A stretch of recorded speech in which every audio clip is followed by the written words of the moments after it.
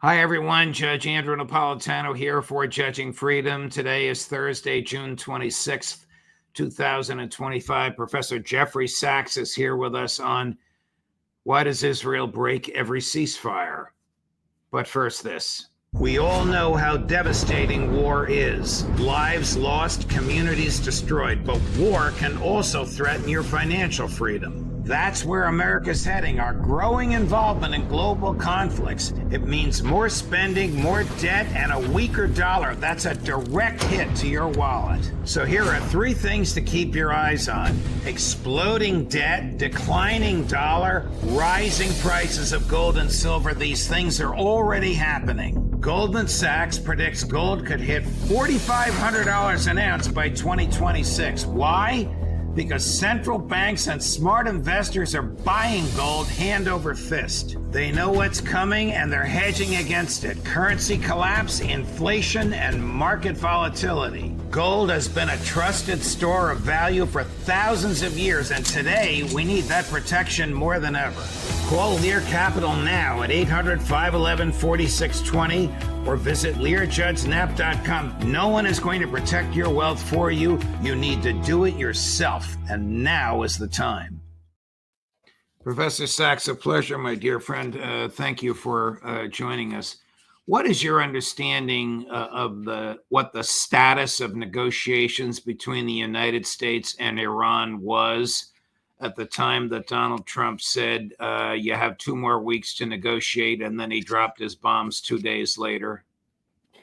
They were entering the 6th round of negotiations, and after each round, both sides said that the negotiations were constructive. This, I think, is what Israel feared most, which was a diplomatic agreement between the United States and Iran. These were not frozen negotiations. Iran was negotiating in good faith, and not only was the topic of the nuclear verification on the table. Remember, Iran has said for decades it does not want a nuclear weapon, but it does want an end of the U.S. sanctions against Iran, and it wants an end to the threat from Israel and the United States against Iran.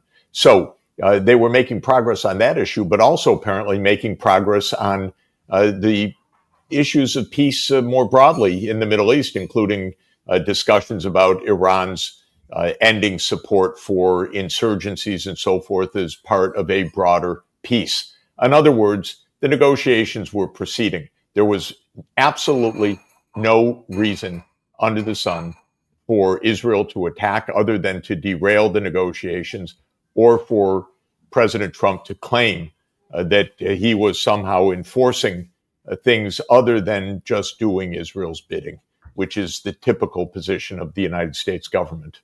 Was the potential American recognition of a Palestinian state on the table? Might Netanyahu have been terrified of that? Well, one thing that was happening was that in those days, there was supposed to be a high-level UN event to implement the two-state solution. Israel's attack pushed that aside. That may have been one of the real calculations. I don't know that for a fact, but the timing suggests that to be the case. There was supposed to be a meeting at the United Nations that countries were preparing for implementing the two-state solution. And as we've discussed before, the wars in the Middle East are Israel's design. These wars are Israel's design to prevent a state of Palestine and to assert Israel's regional dominance. This is what we have paid for, what the region has suffered for decades. And this last eruption was exactly in the same mold. There was no reason for it other than Israel derailing negotiations, trying to provoke conflict. Now, and the United States playing along, part of the United States system,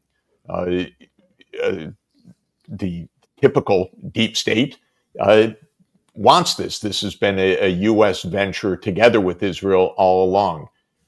Trump is a weak guy. He went along with it, I think. I don't know what his real view is, but he did what any American president does, which is to say how wonderful Israel is and to go for it. He posted today that Bibi Netanyahu is the greatest leader in the history of Israel. This is, of course, pathetic, but it's also reflective of the weakness of the United States for whatever reason in the face of Israel's demands.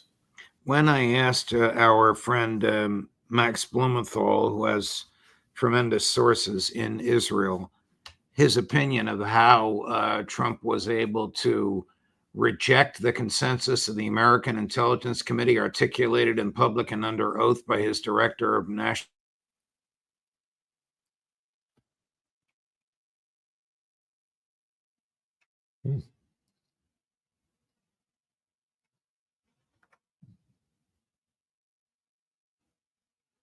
Oops.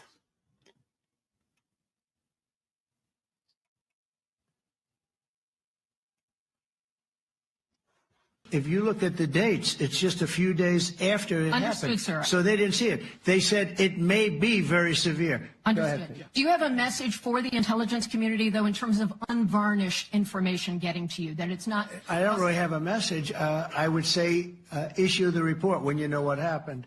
I wouldn't say that it could be severe or maybe not. They use the word severe. It could be severe or maybe it's not. So people like you picked up and said, oh, it's not severe. No, the report was not a complete report. Yeah, the message was probably wait till you know the answer before you. And sir, did you not have a public component to your Zelensky meeting for a tactical reason with President Putin? Let him answer this. Hello, Mr. Secretary. Yeah. There's a reason the president calls out fake news for what it is. These pilots, these refuelers, these fighters, these air defenders, the skill and the courage it took to go into enemy territory flying 36 hours on behalf of the American people and the world to take out a nuclear program is beyond what anyone in this audience can fathom. And then the instinct of CNN, the instinct of the New York Times is to try to find a way to spin it for their own political reasons to try to hurt President Trump or our country. They don't care what the troops think. They don't care what the world thinks. They want to spin it to try to make him look bad based on a leak. Of course, we've all seen plenty of leakers. And what do leakers do? They have agendas. And what do? Do they share the whole information or just the part that they want to introduce? And when they introduce that preliminary report that's deemed to be a low assessment, do you know what a low assessment means? Low confidence in the data in that report. And why is there low confidence? Because all of the evidence of what was just bombed by 12 30,000-pound bombs is buried under a mountain, devastated and obliterated. So if you want to make an assessment of what happened at Fordo, you better get a big shovel. God, they're not very smart. They're not very smart in terms of understanding evidence, and they're not very smart in terms of cajoling, browbeating us to believe their empty rhetoric. There is now a large amount of evidence that suggests that whatever happened was a very limited action and a very limited setback, if at all, to Iran's ability, if it were to pursue that, to have nuclear weapons. It doesn't want to, but its ability to do so was not impaired. Talking about the patriotism of the U.S. pilots or their bravery or all of that, that can all be true, but it has nothing to do with the actual outcome of this attack. The fact of the matter is that as far as many analyses show, the Iranians removed their enriched uranium from the sites that were going to be under attack. There were trucks seen by satellite, large convoys that came into these installations and that went out of them afterwards and dispersed to various parts of the country.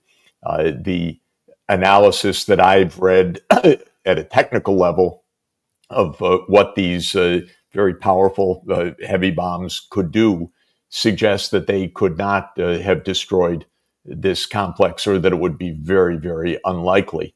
The fact that the president declared complete success moments after the attack shows that basically we're in the age of spin and Hollywood. We're not in a period of analysis and reality-based policy. They need this to be successful, whether it was or is, and successful, I mean on their terms, that it did devastating, permanent damage to Iran's capabilities. Most analysts doubt this. There are real reasons to doubt it. The doubts don't come from one leaked report. They come from many different directions. The United States has shown no evidence whatsoever, the U.S. government, I mean, to back up its claim. And by government, actually, I mean the President of the United States and Secretary of War, as he was rechristened yesterday by President Trump, have shown no evidence whatsoever that confirms any of the claims that have been made. So this is really the reality that we face. We're in a world of spin. We're not in a world of reality. A world of spin is very dangerous, of course. It is not only counter to reality, but it probably gives a very profound sense of impunity to these few people who decide, contrary to our Constitution, whether the bombs are dropped or not dropped.